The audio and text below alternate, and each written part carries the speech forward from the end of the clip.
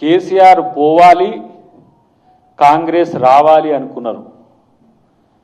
ఇవాళ మళ్ళీ కాంగ్రెస్ ఉండాలి, రేవంత్ రెడ్డి కావాలి అంటున్న పరిస్థితి.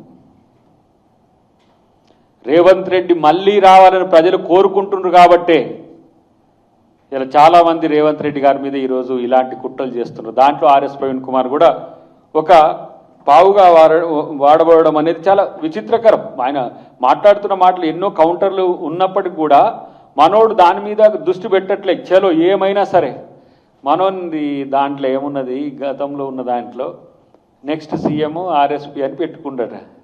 ఇప్పుడేమో నెక్స్ట్ సీఎం కేటీఆర్ అని పెట్టుకుంటాడు. అవి రెండు పెట్టిరు పిల్లలు. అంటే ఇంత డ్రాస్టిక్గా ఆలోచనలో మార్పు రావడం వెనుక అసలు కారణం ఏంటో నాకు అర్థం కావట్లేదు. ఇప్పుడు మనోనుకున్న అప్పుడున్న క్రేజ్కు చూస్తే ఎమ్మెల్యే అయిపోవాలి, సరే కాలేకపోయాడు. టీఆర్ఎస్కి వస్తే ఎట్లా ఓడగొట్టిండ్రో చూడండి.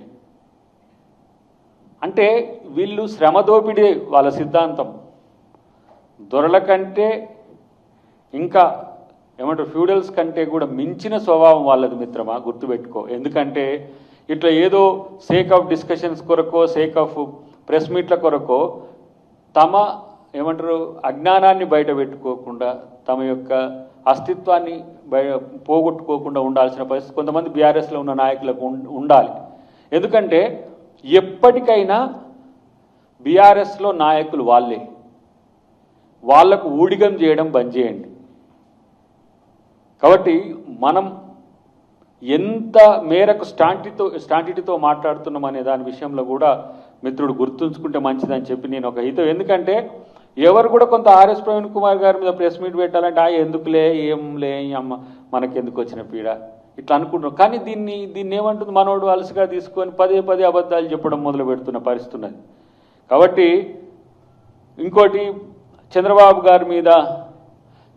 గారు చెప్పిన ఆలోచనలే కేసీఆర్ గారు, అది మన రేవంత్ రెడ్డి గారు చెప్తున్నాడు. పవన్ కళ్యాణ్ గారిని ఇక్కడ ఎవరికి తీసుకొచ్చిండ్రు ఇది అంటున్నాడు. నేను అంటున్నాను, చంద్రబాబు గారు మరి రాహుల్ గాంధీ గారిని ప్రధానమంత్రి చేయడానికి ఇష్టపడతాడా? ఎన్డీఏ కూటమిలో ఉన్నాడు కదా. మరి మా ముఖ్యమంత్రి గారి లక్ష్యం రేపటి భావి ప్రధానిగా రాహుల్ గాంధీ గారిని చేయాలని అనుకుంటున్నాడు. మోడే మాతో కలిసిరా అన్నాడు. కలిసి వస్తా అంటే కానీ మరి రాహుల్ గాంధీని ప్రధానమంత్రి చేస్తారంటే బీజేపీలో సౌండ్ లేదు. మరి చంద్రబాబు గారు చేస్తారా? పోనీ పవన్ కళ్యాణ్ చేస్తాడా? ఎవరు చేస్తాడు? ఇదంతా కూడా ఎందుకు రాంగ్ నారేషన్ తీసుకొస్తున్న పరిస్థితి ఉన్నది. ఇప్పుడు ఎన్టీఆర్ విగ్రహాలు పెడుతుండ్రు అని చెప్పి నెగిటివ్ ప్రచారం చేస్తున్న పరిస్థితి. మరి ఏకంగా మనం కేటీఆర్ ఎన్ని విగ్రహాలు పెట్టినామో ఎన్టీఆర్ విగ్రహాలు పెట్టినాం చూపిస్తామంటే మరి అదేందన్నట్టు? మీరు ఎన్టీఆర్ విగ్రహాలు పెడితే ఏందన్నట్టు? ఇలా పవన్ కళ్యాణ్ వచ్చిండు, కేసీఆర్ను పొగిడిపోయిండు. ఏమైనా తిడితే ఆంధ్ర వాళ్ళు బాధపడేటట్టు తిట్టింది కేసీఆరే. ఆయనకు ఆ బాధ లేదు పవన్ కళ్యాణ్కు. మళ్ళీ ఇటు ముఖ్యమంత్రి గారి మీద ఆయన ఎందుకు సపోర్ట్ చేస్తలేడు, ఎందుకు మాట్లాడతలేడు అని చెప్పి మాట్లాడే ప్రయత్నం చేస్తారు. ఎప్పుడు మేమందరం స్పందించినాక మనోడు కేటీఆర్ నెక్స్ట్ డే ఏదో దాంట్లో మీటింగ్లో చెప్పుకుంటా మాట్లాడినట్టుంది. కానీ నేనంటున్నా, బీజేపీ బీఆర్ఎస్ డెఫినెట్గా కలుస్తాయి. ఎప్పుడు అనంటే చంద్రబాబు ఒప్పుకున్నప్పుడు. చంద్రబాబు ఒప్పుకోకనే ఎన్డీఏలో బీఆర్ఎస్ చేరిక మీద తాత్సారం జరుగుతుంది కాబట్టే చంద్రబాబును టార్గెట్ చేస్తున్నది బీఆర్ఎస్. ఇక దాంట్లో జగన్ ఇండైరెక్ట్గా ఉండని, పవన్ డైరెక్ట్గా ఉండని, ఇంకెల్లా ఉండని, మల్లయ్య ఉండని, ఎన్డీఏలో ఇక్కడ తెలంగాణలో జాయిన్ కావాలంటే ఎన్డీఏలో భాగస్వామ్యపక్షమైన టీడీపీ ఒప్పుకోవాలి కాబట్టే, ఒప్పుకోవట్లేరు కాబట్టే బీఆర్ఎస్ జాయిన్ కావట్లేదు. కానీ ఇప్పటికీ అయిపోతుండే 30% సీట్లు అంటున్నారు, లేకపోతే 60% సీట్లు అంటున్నారు. కానీ ఇప్పటికైతే లిట్మస్లో ఎమ్మెల్యే ఎలక్షన్స్లో బీఆర్ఎస్కి చేసింది, ఎంపీ ఎలక్షన్స్లో బీజేపీకి బీఆర్ఎస్ చేసింది. కాబట్టి మళ్ళీ వీళ్ళు తెలంగాణ సెంటిమెంట్ రగిల్స్తానికి మేమేదో మాకు కలిసి వస్తుందని చెప్తే తెలంగాణ సెంటిమెంట్ అనేది మీ పార్టీలోంచి తెలంగాణ అనే పదం తీసేసిన వెంటనే మిమ్మల్ని ప్రజలు తీసేసినారు. కాబట్టి అలా మీరు ఎట్లా వచ్చినా, కలిసి వచ్చినా, విడి వచ్చినా మేము రెడీ అని చెప్పి ముఖ్యమంత్రి గారు ఎప్పుడో చెప్పిన పరిస్థితి ఉన్నది. కాబట్టి మళ్ళీ చంద్రబాబు గారికి ఏదో రేవంత్ రెడ్డి గారికి అంటగట్టి ఏదో లబ్ధి పొందాలని చూస్తే ఎవరు చంద్రబాబు గారికి ముందు శిష్యుడిగానో చంద్రబాబు గారితో ముందు రాజకీయాలు చేసింది చంద్రశేఖరరావు కదా. పోయినసారి అనుకుంటా గ్రేటర్ ఎలక్షన్స్లో నువ్వు వినకపోతే వదినమ్మతో అని చెప్పించే నేను మాట్లాడుకుంటా అని చెప్పి అన్నది. అంత సాన్నిహిత్యం ఉంది వాళ్ళకు. మరి అట్లా అనుకుంటే కేసీఆర్ గారే కదా చంద్రబాబుకు దగ్గర ఉన్నది, కలిసి పోటీ చేసింది. కలిసి పోటీ చేసినప్పుడు రేవంత్ రెడ్డి గారే కదా కేసీఆర్ గారిని గెలిపించింది, కొడంగల్లో ఎక్కువ మెజారిటీ వచ్చేటట్టు చేసింది అప్పుడు. అట్లా అనుకుంటే మరి కాబట్టి ఇవన్నీ కూడా రాజకీయాలప్పుడు ఎవరు ఏ పార్టీలో ఎప్పుడు ఎలా ఉంటారు అంటే, ఒకనాడు నేషనల్ ఫ్రంట్ పేరు మీద ఎన్టీఆర్ గారు ఏ ఇందిరాగాంధీ గారి మీద ఆత్మగౌరవ పోరాటం అని చెప్పి వచ్చిండో ఆయననే ఇందిరాగాంధీ గారితో కలవాల్సిన పరిస్థితి వచ్చింది ఒక దశలో, మీన్స్ అంటే కాంగ్రెస్ పార్టీతో. నేను అంటున్నా మిత్రమా, మన రాజకీయాల కోసం ప్రజల్ని తప్పుదోవ పట్టేయడం తప్పు. ఇలాంటి ఒక రాంగ్ నోషన్స్ తెలంగాణ సమాజానికి ఇవ్వడం తప్పు. ఏది ఏమైనా ఈరోజు బహుజనులను, దళితులను, ఆదివాసీలను గొంతుకగా ఉండే వాళ్ళ పట్ల ఆ వర్గాల ప్రజలు కొంత ఆలోచించి చూస్తుంటారు. ఇప్పుడు మేము మాట్లాడుతున్నామన్నా కూడా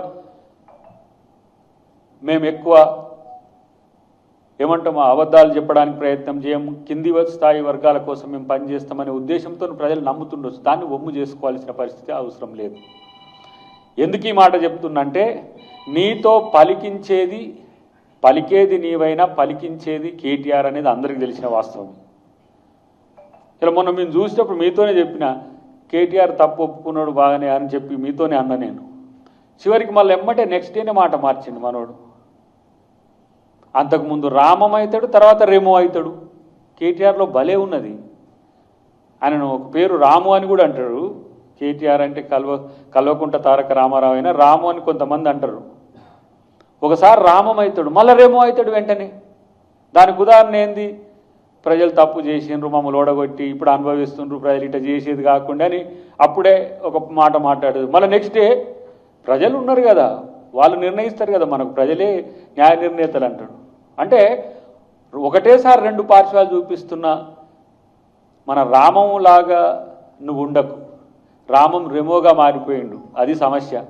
ఏదో రోబోల కాక ఫస్ట్ హాఫ్లో రజనీకాంత్ ఏది మంచిగా లవర్ బాయ్గా ఉండి సెకండ్ హాఫ్లో విలన్గా అయినట్టు, ఈ రామం ఎప్పుడో రెమో అయి సీఎం కోసం మొత్తం ఇప్పుడు ఆ లోపటంతా కూడా గిజగిజలు ఆడుతున్నాడు మొత్తం. అయ్యో తర్వాత టైం వస్తే నన్ను మా డాడీ సీఎం చేసినో ఏమో, ఈ సందర్భంగా రేవంత్ రెడ్డి వచ్చి ముఖ్యమంత్రి అయ్యిండే అని ఒక అక్కసు ప్రతిసారి అలా మీటింగ్లో మాట్లాడుతున్నప్పుడు ఆ రెమో ఆవహించినప్పుడు కనబడుతున్న దాన్ని మేము చూస్తున్నాం. కాబట్టి అలాంటి భావజాలం ఉన్న వ్యక్తుల పట్ల నమ్మకంతో అబద్ధాలు చెప్పే ప్రయత్నం బంద్ చేయమని చెప్పి నేను నా మిత్రుడు ఆర్ఎస్ ప్రవీణ్ కుమార్ గారికి తెలియజేస్తున్నాను. ఎందుకంటే కొంచెం ఆ క్రెడిబిలిటీని తగ్గించుకోవడం వల్ల వచ్చే లాభం లేకపోగా డెఫినెట్గా దానికి మీరు సమాధానం చెప్పుకోవాల్సిన పరిస్థితి వస్తుంది.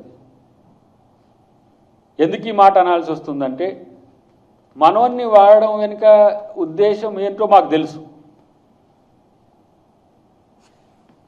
మీరు ఏ ఉద్దేశంతో ఇలాంటి కార్యక్రమాలను, ఇలాంటి పదే పదే అబద్ధాలను చెబుతుండ్రో కూడా మాకు తెలుసు. అయినప్పటికీ కూడా ఒక సూచన లాంటి హెచ్చరిక ఇవ్వాల్సిన అవసరం ఉన్నది. అధికారులు కానీ లేకపోతే సమాజం పట్ల బాధ్యత ఉన్న వాళ్ళు కానీ వ్యవహరించాల్సిన తీరు ఇది కాదు.